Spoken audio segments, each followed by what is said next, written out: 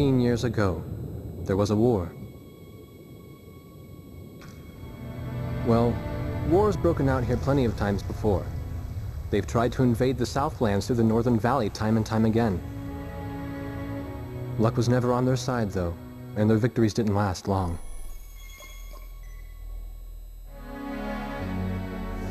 They didn't realize that times had changed. Facing one defeat after another, losing territory and watching their nation dwindle, they built up their industrial strength to unprecedented heights and used it to wage one final battle against the world. That was 15 years ago.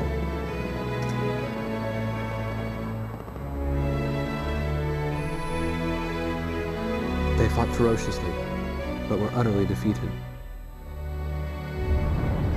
The Belkans then committed the unthinkable. They used nuclear weapons on their own soil. Seeing this tragedy unfold before their own eyes, the victorious countries vowed to throw down their weapons.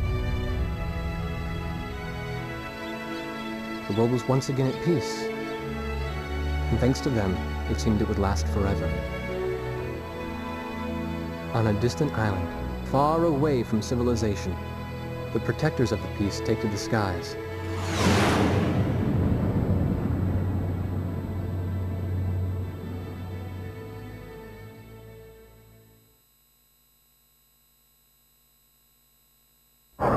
Red alert!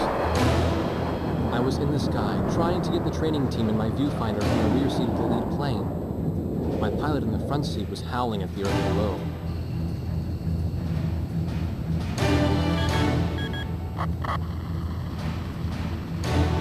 Give me a break. I'm babysitting nuggets up here. Command room to War Dog Squadron.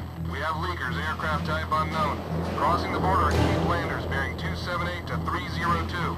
Captain Bartlett, your flight is the only group close enough to make the intercept. Baker, listen. Go trail and stay close. The three of us will go hide and teach the bandits. All other aircraft stay low and out of the fight.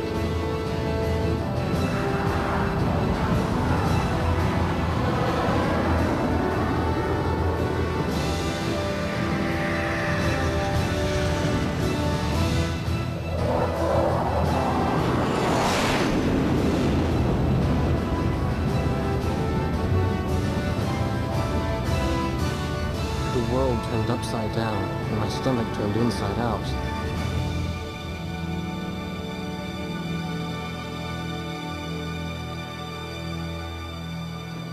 Sorry about this. The captain's apology to me seemed misplaced.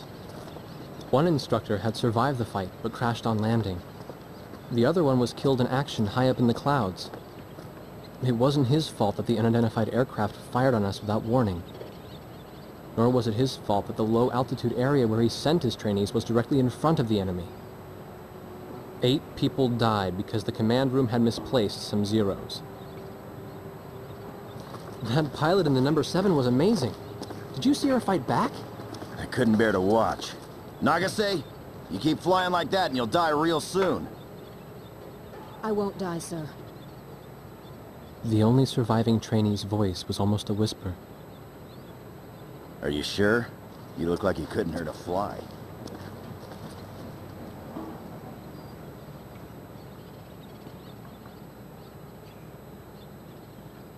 Her face was pale, but she still managed to smile a bit for the camera.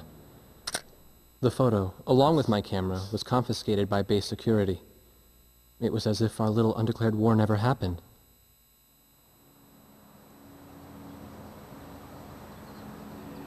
I came to cover this remote island because I heard that a very unique squadron leader was stationed here.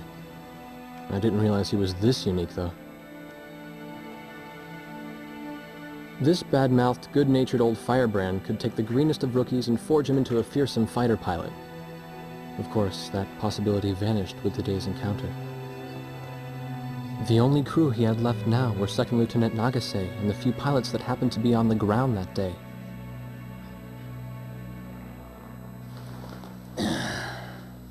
I know you don't like this, but we're short on people. Starting tomorrow, all you nuggets are gonna be sitting alert. If we launch, stay glued to me up there. Nagase? Sir. You're flying number 2 on my wing. Gotta keep an eye on you, or who knows what you'll get yourself into.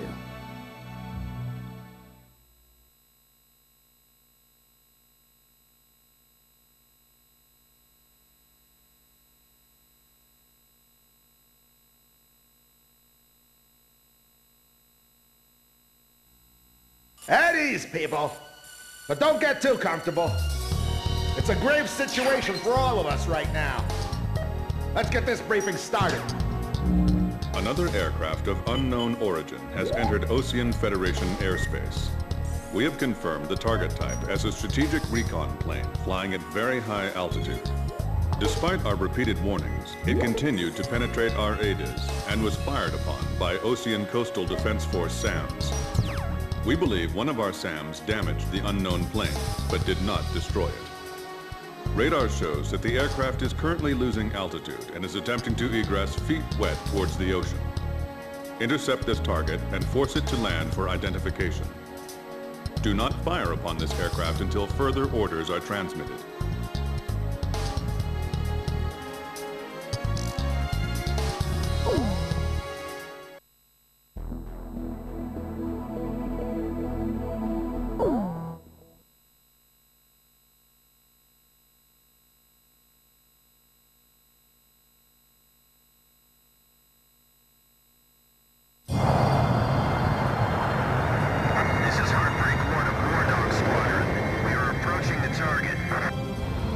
This is AWACS.